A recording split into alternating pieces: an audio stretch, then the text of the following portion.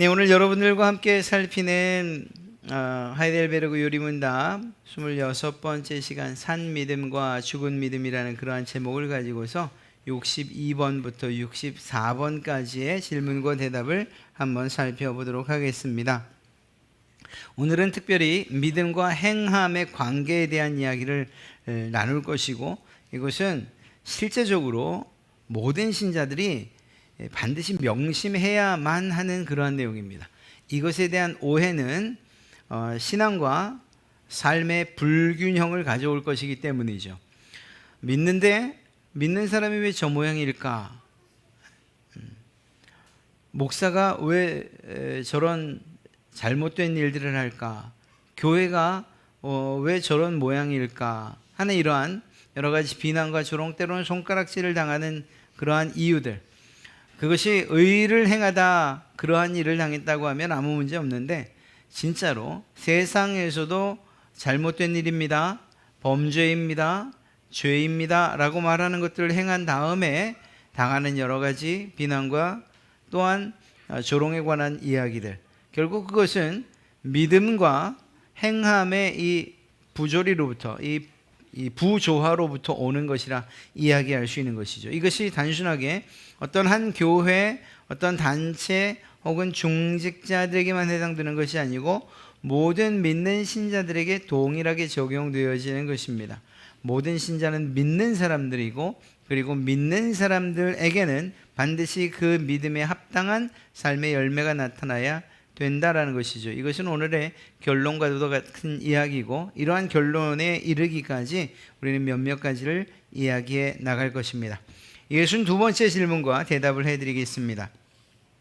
왜 선행을 통해서는 하나님 앞에서 의로워질 수 없으며 왜 선행은 의로워지는데 전혀 도움이 되지 않습니까? 그 대답은 하나님의 심판 앞에 설 수 있는 의인은 절대적으로 완전해야 하며 모든 면에서 하나님의 율법에 어긋남이 없어야 합니다. 그런데 우리가 아무리 최선을 다한다 해도 그것은 불완전하며 여전히 죄로 더럽혀져 있기 때문입니다.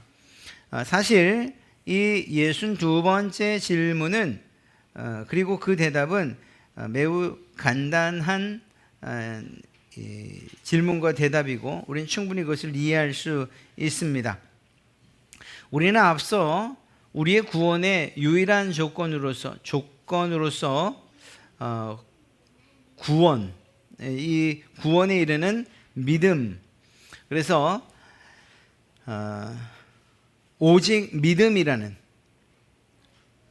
솔라피데 혹은 이신칭으로 불리는 이 오직 믿음을 매우 강조했었습니다. 그러다 보니까 이런 질문을 던지는 거죠. 아니, 왜 오직 믿음으로만입니까? 선한 행실을 통해서도 구원에 이르를 수 있지 않습니까? 이런 질문을 던지고 있는 것입니다. 그것에 대해서 대답하고 있는 것입니다. 첫째로, 하나님께서 받으실 만한 의의는 절대적으로 완전해야 하고 모든 면에서 하나님의 율법에 일치하는 것이어야 합니다. 맞죠? 그것은 그렇습니다. 하나님께서 네가 정말 의롭구나 이렇게 말씀하시는 의의는 그냥 세상 사람들, 세상 판사들이 죄 없습니다, 땅 이러한 선고로 끝나는 일이 아니에요. 또 혹은 내가 법 없이도 살 수 있는 사람이야 라고 하는 이러한 호언장담으로 끝나는 일도 아닙니다. 하나님 앞에서 죄 없다, 의롭다 라고 하는 것은 불꽃 같은 눈으로 살피시고 우리의 모습뿐만 아니라 우리 심령까지도 살피시는 그 하나님의 눈으로 바라볼 때에 아무런 흠과 티가 없어야 하고, 그러한 상태에서 하나님의 율법에 절대적으로 복종할 수 있는 능력이 있어야 되죠. 그런 점에서 우리는 의인이 될 수 없는 것입니다. 이러한 행위를, 즉 하나님께서 너 참 의롭다 라고 말할 만한 행위를 할 수 있는 사람이 없다는 것이죠. 그런 능력을 가진 사람이 있는데 지금 없다라는 의미가 아니고 그런 능력을 가진 사람이 없다는 것을 이야기하는 것입니다. 모든 사람들은 아담과 하와의 범죄 이후로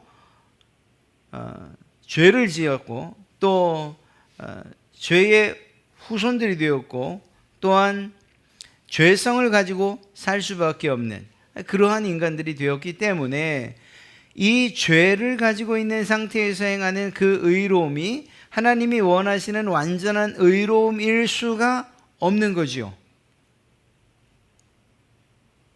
오직 예수 그리스도만이 하나님께서 요구하시는 완전한 의를 이룰 수 있고, 그리고 그러한 상태에서 하나님께서 너는 의롭다라고 그렇게 인정받을 수 있는 것입니다. 오직 예수 그리스도밖에 없는 거죠.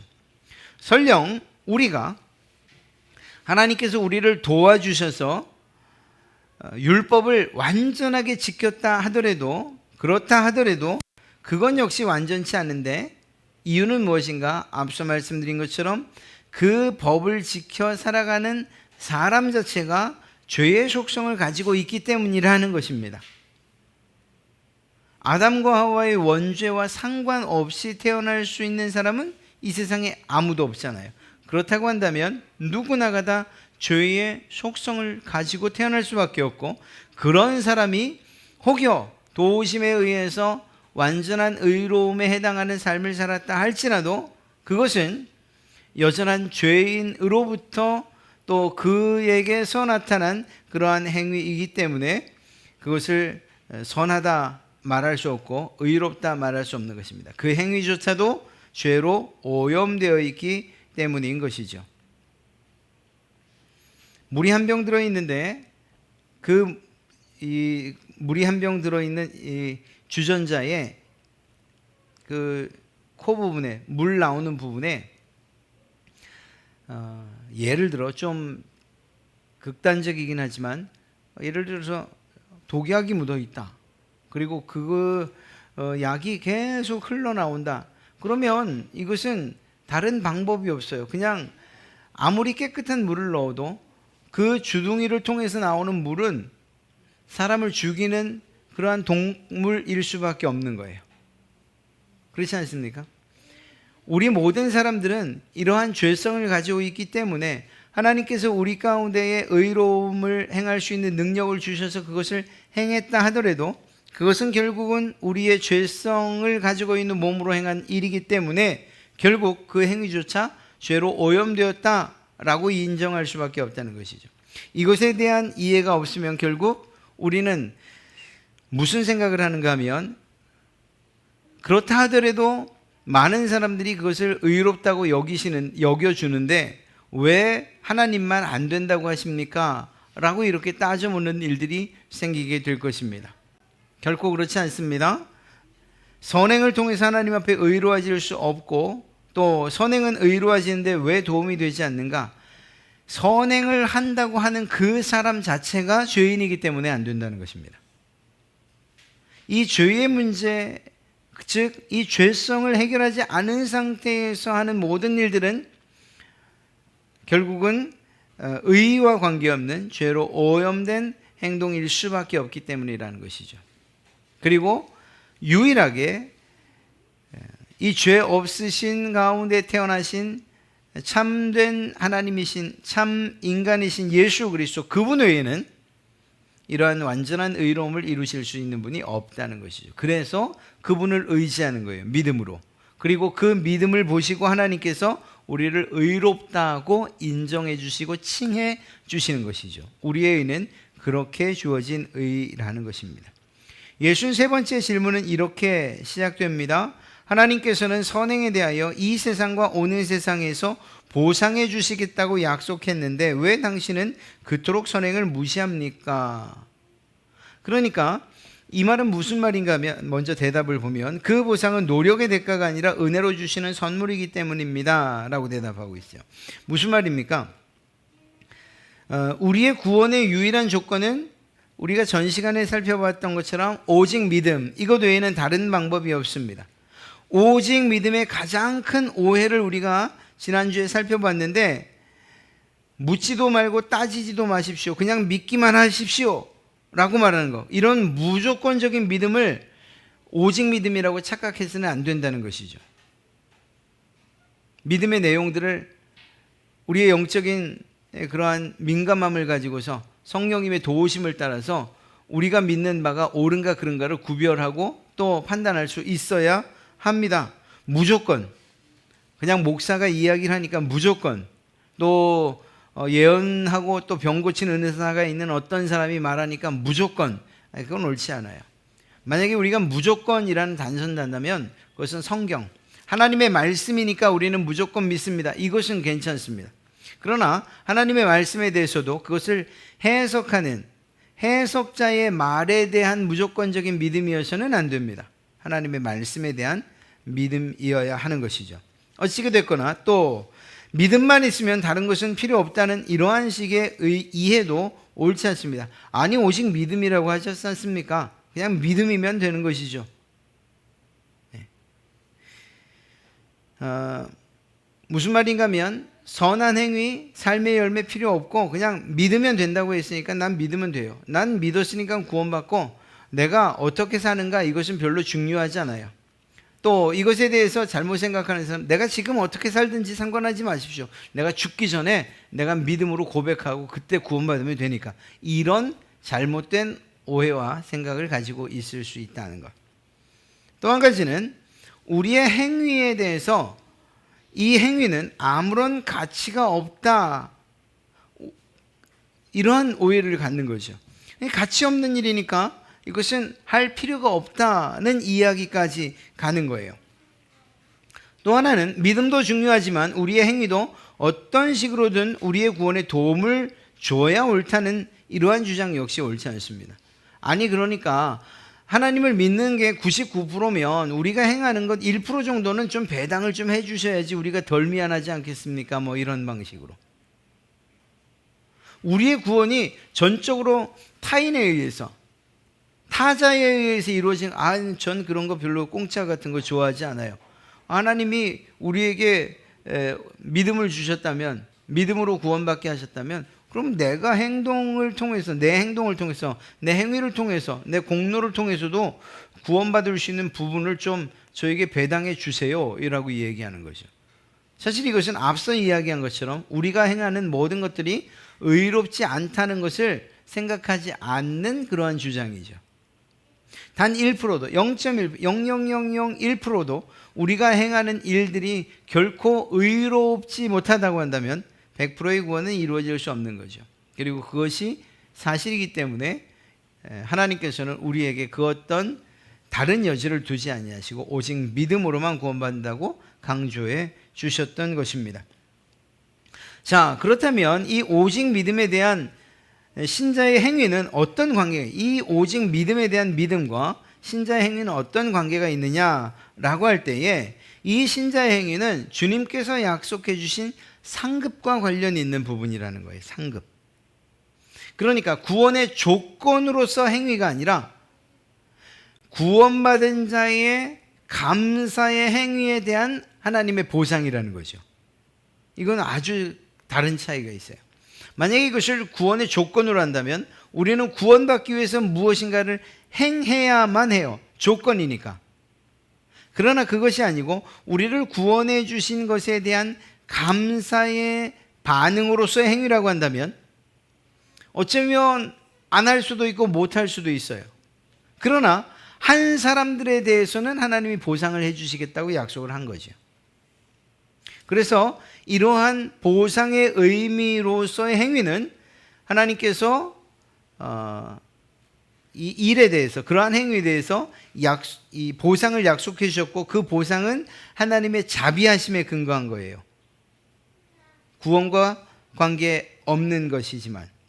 그래서 이 믿음의 행위에 대한 이 구원을 위한 어떤 가치가 담겨 있는 것이 아니라는 거죠. 그러니까 이러한 사람의 선한 행위, 이것이 구원을 위해서 어떤 가치를 가지고 있는 것은 아니다라고 하는 것입니다.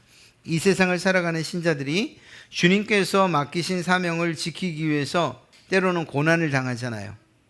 또 어려운 일도 당하고 환난도 당하고 심지어는 죽기도 하고 말이에요. 이러한 상황 가운데 놓일 때에 하나님이 그것을 아실까요? 아시죠. 알고 계시고 지켜보고 계시고 또 그리고 반드시 기억하실 것이라는 거죠. 이때에 하나님의 자비하심이 발동해서 믿음을 지키기 위해서 세상에서 선한 일에 힘쓰고 그리고 그것을 지켜 행해가는 그 사람들, 그러면서 고통당하고 고난당하는 그들의 모든 것들에 대해서 하나님의 자비하심으로 너희가 행한 그 모든 선한 일들에 대해서 내가 보상을 해주겠다는 거예요. 그렇게 성경이 약속하고 있는 거죠. 구원을 위한 행위가 아니고 하나님의 자비하심에 근거한 보상으로서의 행위, 우리에게 힘과 용기를 주는 그러한 행위라는 사실입니다. 이런 수고에 대한 큰 보상을 하나님이 마련하셨기 때문에 이 보상을 믿는 사람들은 우리가 행한 어떤 일에 대한 가치 때문에가 아니라 하나님의 자비하심에 근거해서 그 보상을 바라면서 살아가야 하는 거예요. 그러다가 그렇기 때문에 이 보상 자체가 목적이 될 수는 없는 거죠. 우리 예전에 저희가 초등학교 때도 그런 얘기 했어요. 야, 너 개털 모자 쓸래? 가서 황금 면류관 쓰고 살래? 이런 얘기 많이 했어요. 그러니까 개털 모자 안 쓰려면 가서 여기서 열심히 일해야 돼, 이런 의미였거든요. 그러니까 그것은 사실은 성경적인 진리로 볼 때는 옳지 않은 접근이에요. 왜냐하면 내가 그 보상을 바라고, 그리고 이 고급 맨션 또 황금 면류관을 바라고 이 어떤 일들을 한다는 것 자체가 여기에 모순이 있기 때문이죠. 아까 말씀드린 것처럼 우리가 하는 어떤 일들도 사실은 선한 일, 의로운 일과 관계없는 것인데 하나님께서 그러한 의롭지 않은 일을 기준으로 삼아서 우리에게 너는 이만큼의 보상, 너는 요만큼의 보상이라고 말씀하지 아니하실 것이라는 것입니다. 그러나 이것이 보상이 목적이 되는 것이 아니라 오히려 하나님께서 우리에게 주신 그러한 구원에 대한 감사한 마음으로 마땅히 행하는 자들에 대한 하나님의 자비하심으로 나타나는 보상이라면 그것은 설령 그 보상이 없다 할지라도 원망하거나 불평하지 않을 것이고, 그것이 주어진다는 사실에 대해서 오직 감사함으로만 접근하게 될 것이라는 것입니다. 이건 아주 중요한 거죠. 내가 이렇게 무엇인가 보상을 바라는 사람들은 자기가 원하는 수준의 보상이 있지 않으면 바로 터져 나오는 것이 불평과 원망이잖아요. 아니, 내가 지금 하나님한테 투자한 시간이 얼만데, 드린 돈이 얼만데, 그런데 하늘나라 가보니 이거밖에 안 준다고요? 이런 식으로 우리가 한번 상상을 해보면 그런 보상 자체를 목적으로 할 때에 거기에서 빠져있는 가장 중요한 요소는 결국 감사함이라는 것입니다.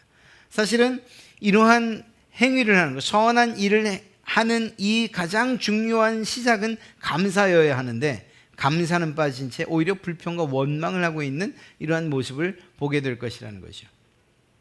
그러니까 우리의 생각에 보상의 개념을 버릴 수는 없어요. 성경의 보상, 하나님께서 또 주님께서 정말 이 땅에서 애쓰고 수고한 이들에 대해서 보상해 주시겠다고 약속을 하셨으니까.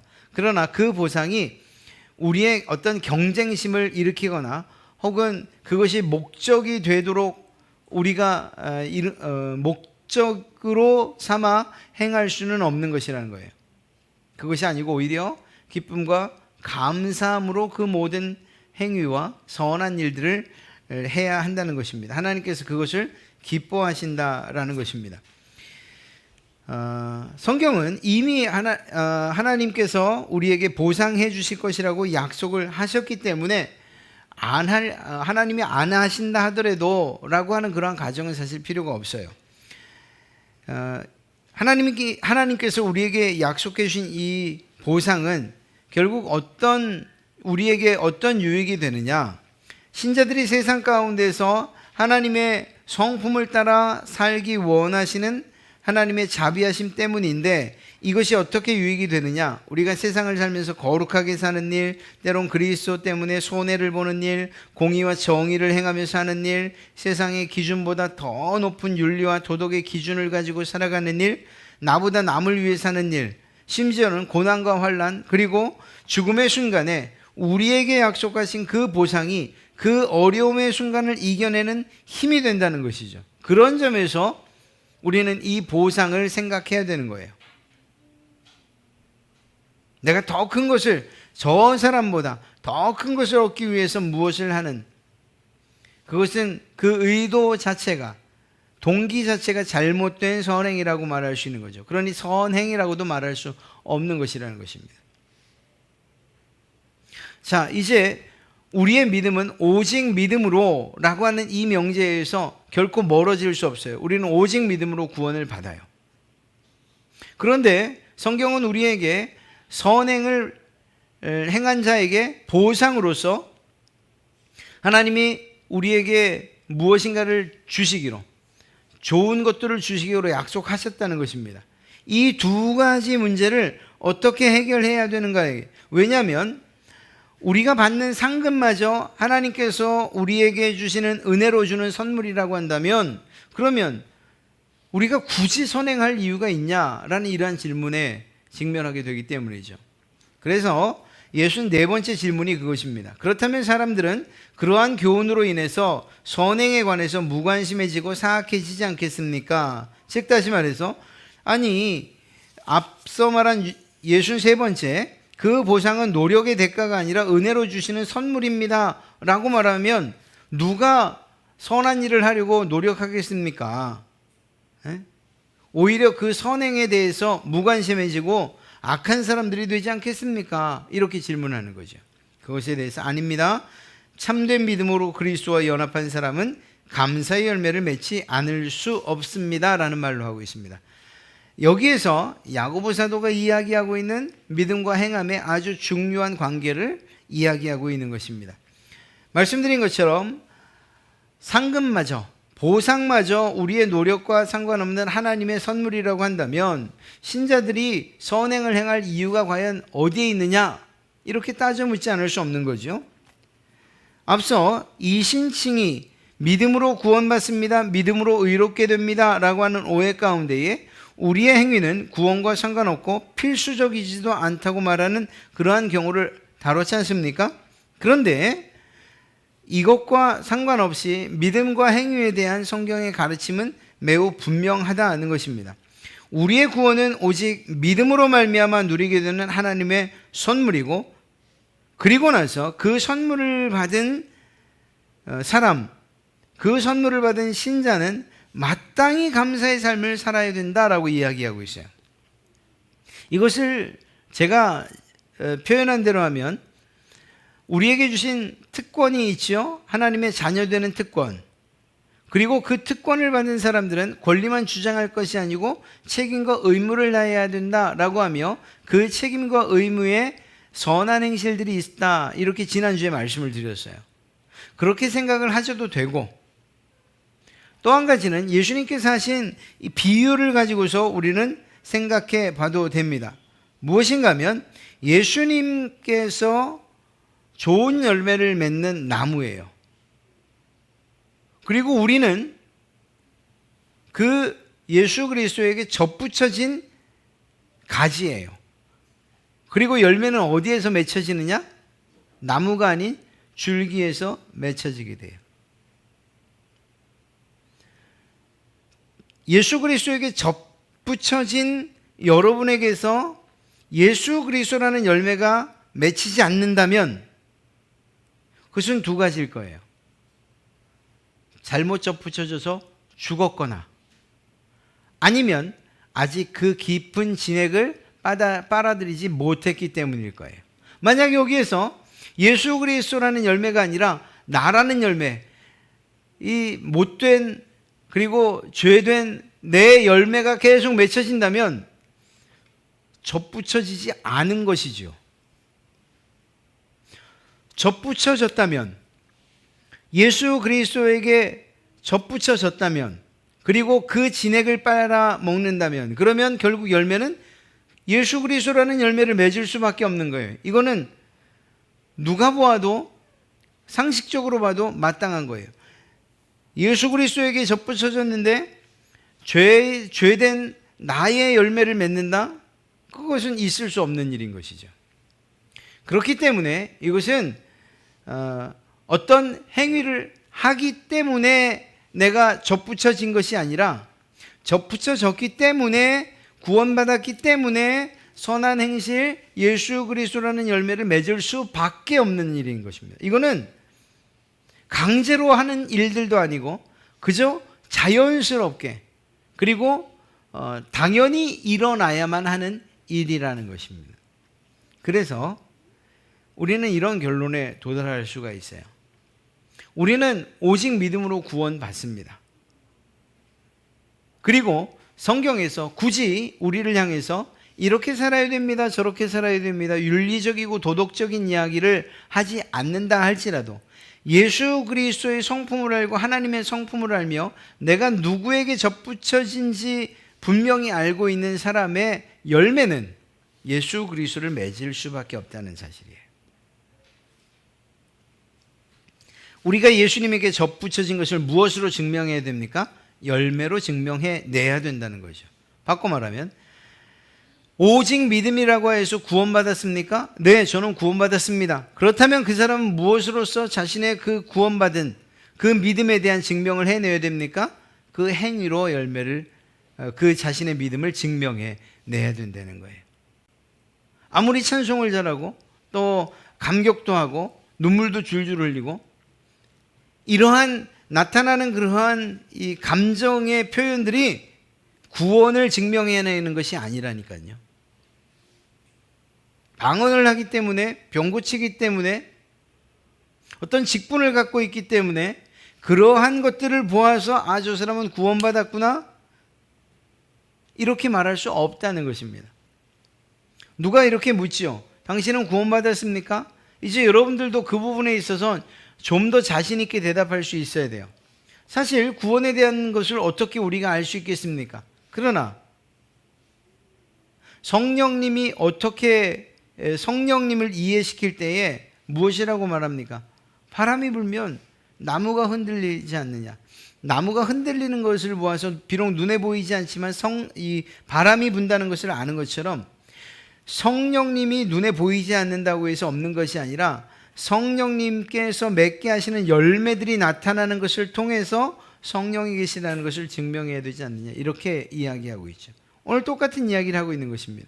우리에게 오직 믿음으로 구원받았습니까? 그렇다면 구원받은 신자, 하나님의 백성, 하나님의 성품을 가진 사람처럼 살아가는 삶의 모습으로 증명하십시오, 이렇게 얘기하는 거예요. 그래서 누군가가 여러분에게 구원받았습니까? 말한다면, 그렇다면 우리는 그것에 대해서 내가 섣부르게 나 구원받았습니다, 못 받았습니다 라고 말하는 그러한 상황, 그렇게 말할 수는 혹이 없다 할지라도 그래도 그 본인은 알 수 있어요. 또 많은 사람들이 알 수 있어요. 무엇 때문에? 그 삶에서 나타난 열매를 보아서 그가 고백하는 믿음이 진짜인지 가짜인지를 말이에요. 예수님을 정말 20, 30년 믿었다고 말하는데, 그래서 성경 박사라는 이야기를 듣는데 그의 삶은 가정에서도 그리스도의 성품을 온전히 드러내지 못하고 세상 가운데서 입도 깨끗하지 못하고 삶도 깨끗하지 못하고 세상에 믿지 않는 사람들이나 또는 죄인들의 모습 그대로 세상이 말하는 윤리적인 것과 이 도덕적인 기준에도 턱없이 못 미치는 그러한 삶을 산다면, 그러면 그가 아무리 나는 구원받았습니다, 내가 30년을 살았기 때문에 30년을 믿었기 때문에 내가 구원받았습니다, 내 목사기 때문에 라고 말한다 할지라도 그의 삶으로 나는 두 가지겠죠. 나는 구원받았습니다, 믿음으로 구원받았습니다 라고 말할 때에 실제로 그 믿음조차 제대로 되지 못한 믿음이거나 그리고 또 그것 때문에 구원받지 못한 사람이라고 이야기할 수 있는 거예요. 굉장히 중요한 이야기입니다. 얼마나 많은 교회나 또 믿는 사람들이 세상으로부터 핀잔을 듣고 때로는 조롱을 당하고 욕을 먹습니까? 이게 예수님을 잘 믿어서 그러한 욕을 먹는다면 그러면 그건 할렐루야예요. 예전 우리의 믿음의 선배들처럼 예수님을 전하다가 정말 의롭게 살다가 그러다가 형장의 이슬로 사라지고 때로는 십자가에 매달려서 때로는 말로 할 수 없는 처참한 광경으로 모습으로 죽어간다? 그것은 문제가 되지 않아요. 하나님께서도 인정하실 것이기 때문에. 그런데 세상이 짓지 않는 그러한 죄를 지면서 그러면서 조롱을 당하고 손가락질을 당한다? 그건 자신의 믿음 없음을 스스로 증명하고 있는 것이라는 것이죠. 사랑하는 성도 여러분, 이것은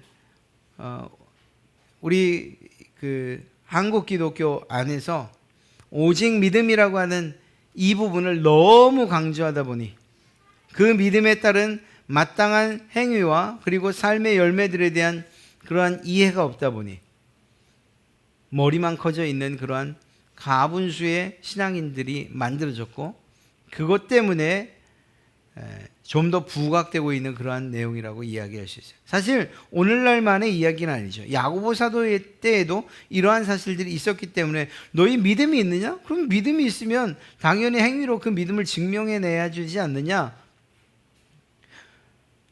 행위가 없으면 죽은 믿음이다. 이렇게 강력하게 이야기를 했던 거예요. 이것을 잘못 오해해서 야고보서는 지푸라기 복음서다. 지푸라기 서신서다. 이렇게 이야기를 하고 폄하인데 그게 아니에요.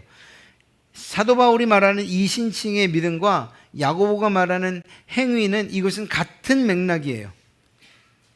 믿음이 있다면 선한 행위의 열매가 있어야 되고 선한 행위의 열매는 믿음을 증명해 주는 거예요. 이 두 가지는 뗄래야 뗄 수 없는 일이라는 것이죠.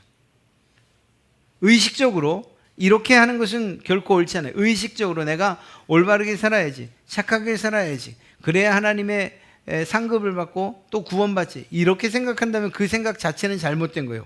정말 잘못된 거예요.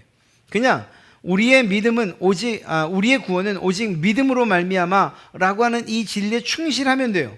그리고 그러한 가운데에서 그 믿음의 사람들 그리고 그 믿음의 대상이 가지고 있는 하나님의 성품이었던가, 그리고 예수 그리스도의 성품이었던가, 예수 그리스도에 접붙여진 우리들이 마땅히 가지고 살아야 될 그 성품들이 무엇인가를 살피는 것, 그것을 배우는 것만으로도 우리는 충분히 우리의 삶의 열매들을 맺을 수 있기 때문이에요.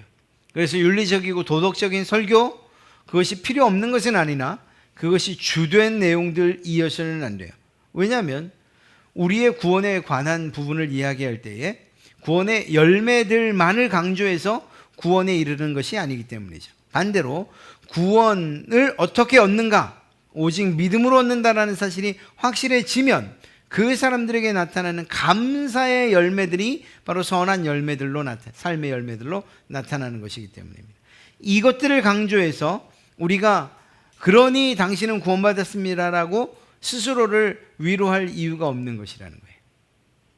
윤리적이고 도덕적인 설교도 마땅히 있어야 되겠죠. 성경 안에서 강조하고 있으니까. 그러나 그것들을 통해서 구원받는 것이 결코 아니라는 사실들은 잊지 말아야 하고, 오히려 예수 그리스도를 오직 믿는 것으로 말미암아 믿는 자들이 마땅히 하나님께서 우리에게 주신 그 구원의 선물들에 감사하며 살아가는 그 삶의 반응이 결국은 사람들에게나 하나님이 보실 때에 선한 행실들로 나타날 수밖에 없는 것이다. 이렇게 그 순서를, 그 흐름을 우리가 제대로 이해하고 믿는 것이 중요하리라 생각합니다. 오늘도 그것을 이야기하고 있는 것입니다. 우리가 선행을 해야 하는 이유는 그것을 통해서 무엇인가를 하나님께 더 받기, 어떤 보상을 더 많이 받기 위해서 하는 것이 아니고 하나님께서 우리에게 베풀어 주신 은혜에 대한 감사를 표현하는 것뿐이다. 그러니까 우리가 자랑할 게 없는 거예요. 내가 무슨 일을 해도, 내가 예배를 해도, 내가 기도 생활을 열심히 해도, 내가 봉사를 해도, 내가 어떤 헌신을 하고 또 헌금을 많이 해도 이게 자랑거리가 될 수 없는 이유는 감사의 표현을 한 것뿐이기 때문에, 내가 받은 것이 더 크다고 여기는 사람들은 내가 하나님께 드린 것에 대해서 자랑할 수 없는 거죠. 다른 사람들과 비교할 이유도 없는 것이죠. 그러니까 예를 들면 목사들도 누가 더 헌신적인가 그렇지 않은가에 따라서 누구에게 더 관심이 가고 덜 관심이 가고 하는 이러한 세상적인 그러한 기준을 버려야 되는 이유가 여기에 있는 거죠. 그렇습니다. 마음속에 잘 정리하십시오. 믿음은, 우리의 구원은 오직 믿음으로, 그리고 우리가 가지고 있는 그 믿음은 성경이 말하는 바 하나님의 성품을 닮은 선한 행실로 증명되어야 한다는 것. 그리고 그 행실은 반드시 가장 기본적인 것, 감사로부터 시작되어야 된다는 것. 만약에 이 감사 부분이 빠지면 언제나 원망하고 불평할 수 있다는 것. 그리고 한 가지 더 말씀드린다면, 그렇게 감사의 삶을, 감사의 마음을 가지고 행하는 모든 행실들을 하나님께서 자비하게 보셔서, 하나님의 자비하심으로 바라보셔서 네가 정말 수고하는구나, 내가 너 그 일에 대해서, 그 수고에 대해서 내가 보상하마, 이렇게 우리를 응원해 주고 계신다는 것. 이 순서만 잘 알아도 우리가 오해하는 일들, 믿음과 행위, 혹은 또 우리의 보상, 하나님의 보응에 대한 부분들을, 상급에 대한 부분들을 오해하는 일은 없을 것입니다.